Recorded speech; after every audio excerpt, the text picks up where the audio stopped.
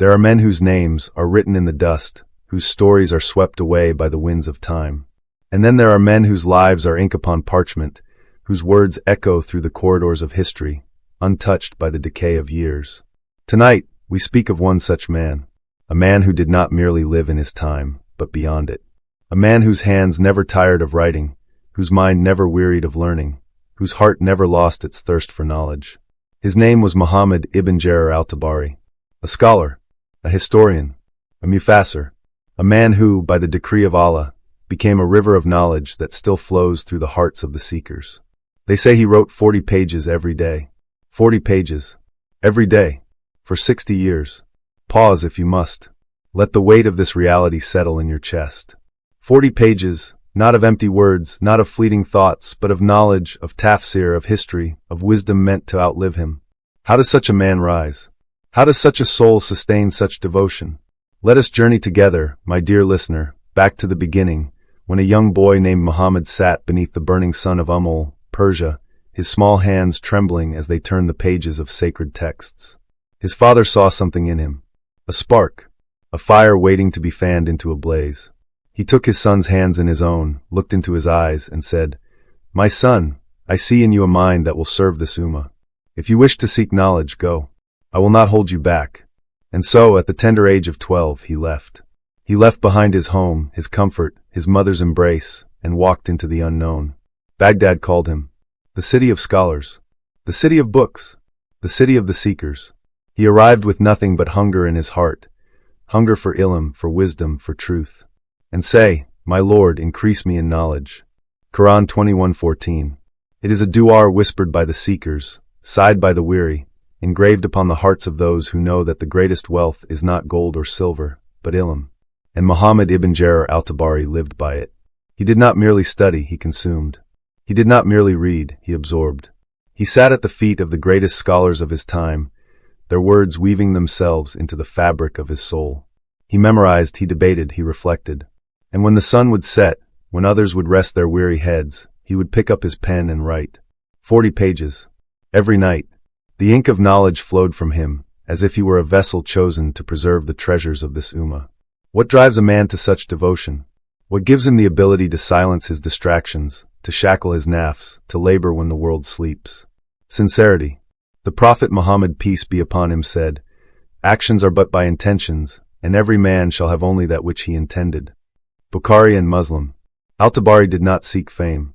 He did not write so that his name would be etched into the books of men, but so that the words of Allah and the history of his servants would remain unforgotten.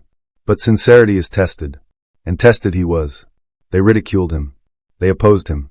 They sought to silence him.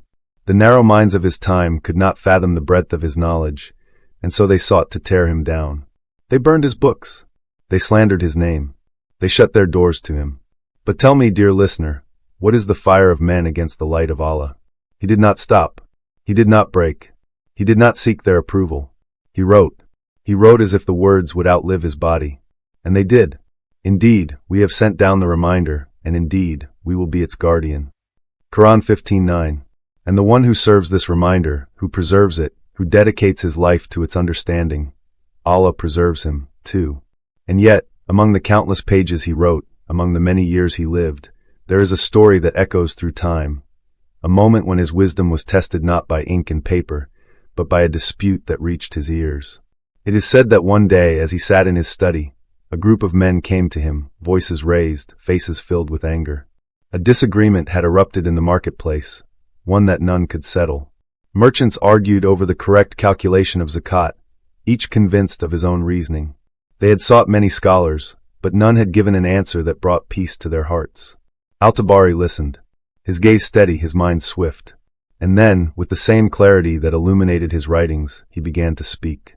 He traced the matter back to the Quran, to the Hadith, to the fiqh of the great Imams before him. His words, like a river, flowed smoothly, washing away confusion, leaving behind certainty. The men, who had entered in turmoil, left in tranquility. Their dispute had been resolved, not with force, not with empty words, but with knowledge. This was his power, not merely to write, but to guide. Not merely to study, but to serve. Throughout his life, Al-Tabari embodied the patience of the scholars before him. Like Imam Ahmad, who was beaten but never relented. Like Imam Malik, whose knowledge was tested in the face of opposition. Like Imam Abu Hanifa, who faced imprisonment but held firm. He stood resilient, unshaken by the world's trials, firm in the belief that knowledge is a trust and that hardship is merely a test for the sincere. His life was a testament to the verse. And those who strive for us, we will surely guide them to our ways. And indeed, Allah is with the doers of good. Quran 29:69. Tonight, as you listen, as you hear these words, ask yourself, what stops you? What chains your hands when they should write? What silences your voice when it should speak truth? What burdens your heart when it should be light with purpose? The scholars before us were not born with wings. They were men like you and me. But they made a choice to dedicate their lives to something greater than themselves. The Prophet Muhammad, peace be upon him, said, "The best among you are those who learn the Quran and teach it." Bukhari. Al-Tabari lived this hadith. He left behind a tafsir that stands among the greatest ever written. He left behind a history that narrates the stories of the nations before us. He left behind a legacy that breathes, that speaks, that calls out to every seeker who longs for knowledge. And so I ask you, what will you leave behind? Seek, strive, struggle, and write your own 40 pages, not with ink alone, but with deeds, with purpose, with the weight of sincerity. May Allah grant us sincerity, steadfastness, and the love of knowledge. Assalamu alaikum wa rahmatullahi wa barakatuh.